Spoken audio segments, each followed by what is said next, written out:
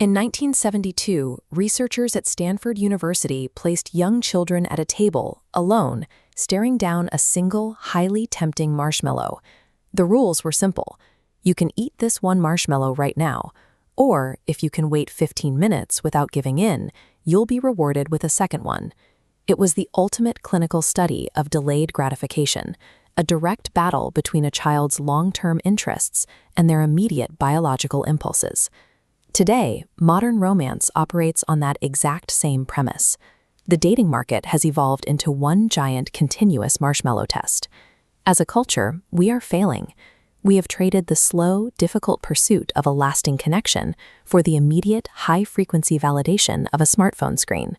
Relationship psychology shows us that a crush violently ignites, but burns out just as fast.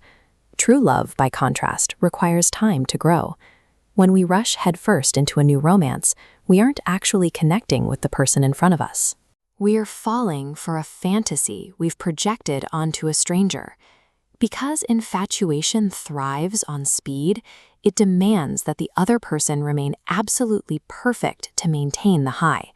But perfection is unsustainable. When a partner's true flaws inevitably emerge, that initial euphoria quickly collapses into anger and deep disappointment.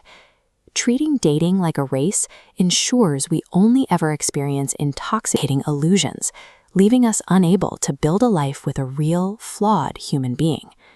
To understand why we can't wait, we have to look past the apps and toward the foundational landscapes of our early childhoods.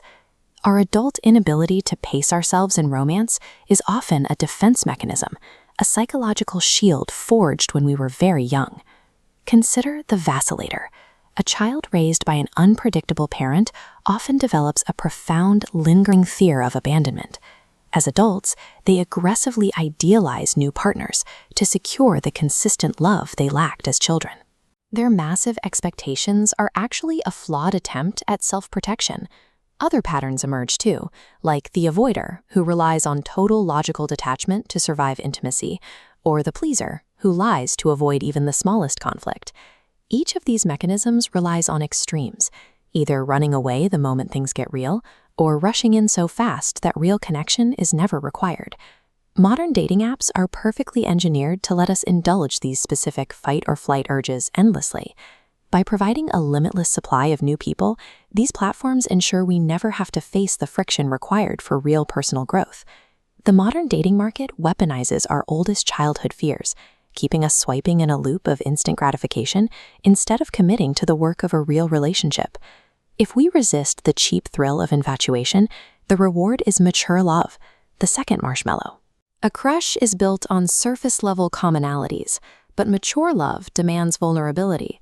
Instead, it asks us to move beyond small talk and show the parts of ourselves we usually hide.